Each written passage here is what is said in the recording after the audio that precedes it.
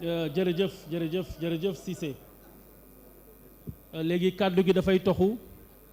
ñëw ci son excellence monsieur Bassirou Diomaye Diakhar Faye di la wax ne sëriñ bi nga toogat gannaaw ay mbokkam yu baax yi nga xam ne ñëw nañ teewali ko di ay rakkam ak i imaamam ak i muqaddamam autorité administrative Kaolack bi tam ñëpp ñëw nañ teewal ko ndax moom ñëpp la njabootee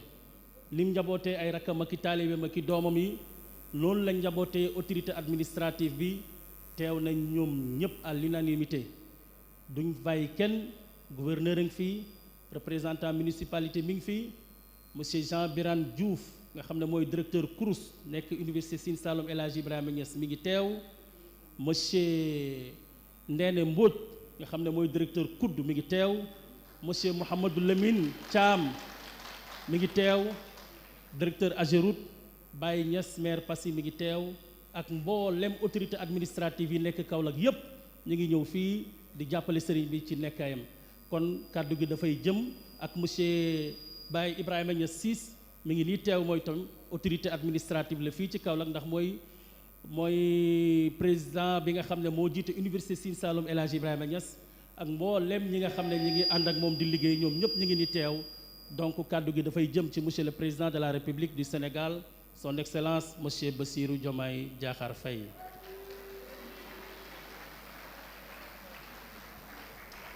bismillahi rahmaani rahim.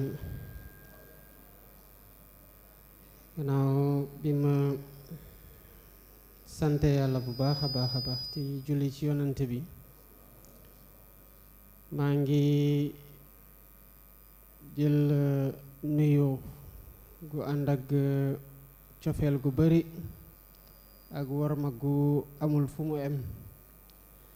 di ko jébal xalif bi muy Cheikh Mahi Niass di ci toftal Cheikh Macky Niass ak imam Cheikh Tidiane Cissé ak Cheikh Mahdi Niass ak Cheikh Mahi Cissé di ko awale ci moom di nuyu njaboot gi yépp ak taalibe yi rawatina nag gan yi nga xamante ne ñëw nañu teew ci bés bi te ji waajal bés gu mag ñëw ci bërëb goo xam ne tamit tawféex ju bare ngi fi porte parole bi wax na ko sànq fii tawféex rekk a fi am te loolu moo tax xam naa ne am na ñi yàkkamti woon ma ñëw fii waaye nag maa leen gënoon yàkkamti foofu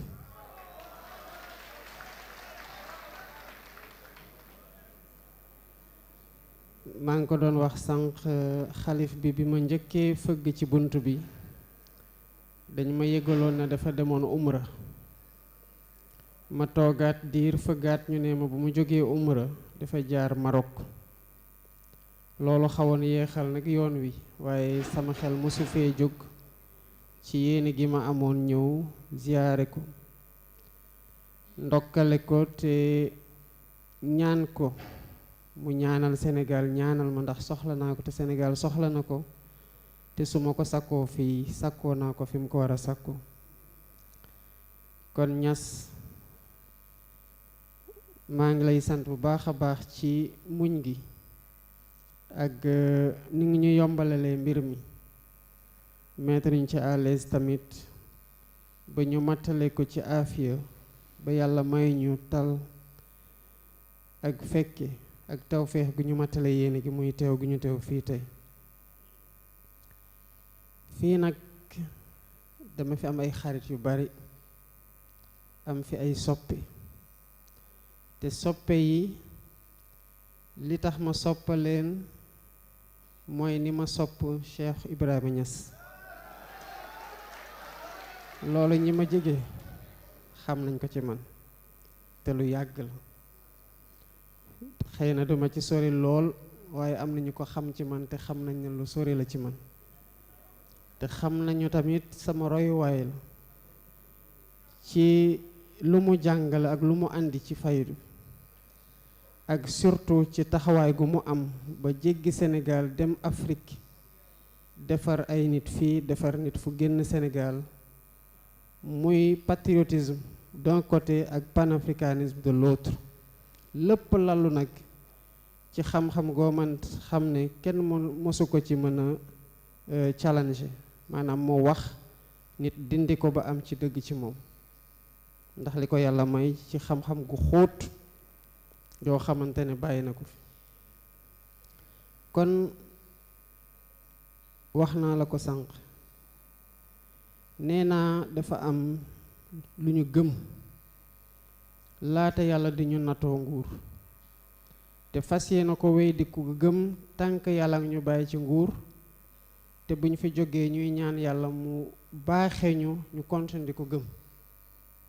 mooy diine gi nekk ci ñun ñu ciy góorgóorlu saa su ne waaye gëm na tamit liy defar réew diine ci ëpp wàll ndax gëm-gëm moo jiitu lu ne te liy defar réew ci doomu aadama yi lay jaar te liy defar doomu aadama yi ci diine la ndax yàlla bu mu wàccee doomu aadama lu mu ci toftal mooy wàcce tegal ko yoon gi nga xamante ne moom la war a tooge ci biir suuf te loolu diine ñu wax naka la mel kon ñépp ñoo xamante ne teewal nañu fi diine am responsabilité yu wéyal njàngale mag yi jàngale diine waaye tamit wan nit ñi royukaay ci ñi nga xamante ne ay kàngam lañu ci diine gi ñun suñu responsabilité mooy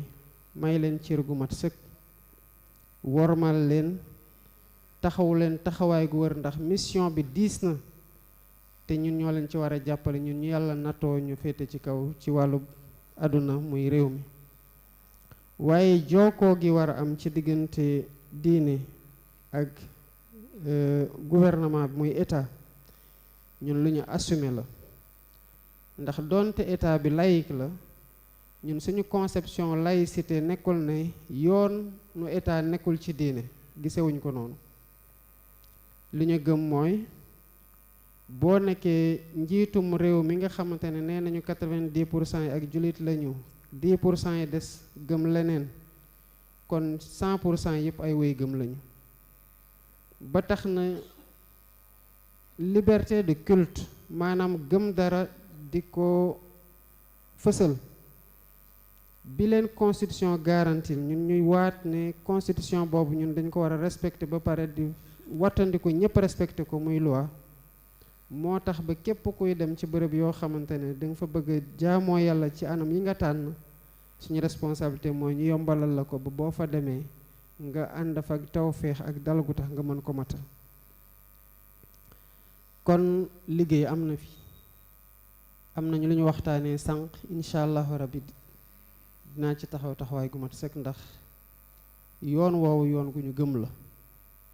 waaye li nga xamante ne nag ci wàllu infrastructure la ci wàllum bërëb gi la lu ñu ko war a defaree bëgg ñëpp ñi fiy ñëw di jóge bitim réew ñiy jóge fu ne ci biir Sénégal daw ñëw si fii ci jamono ji ak ci yeneen jamono incha allahu rabbi taxawaay gi dina mat kon di delluwaat di tàllal sama loxo en tant que njiitum réew mi di sàkku ñas ngeen ñaanal réew mi ndax réew mi soxla nay ñaan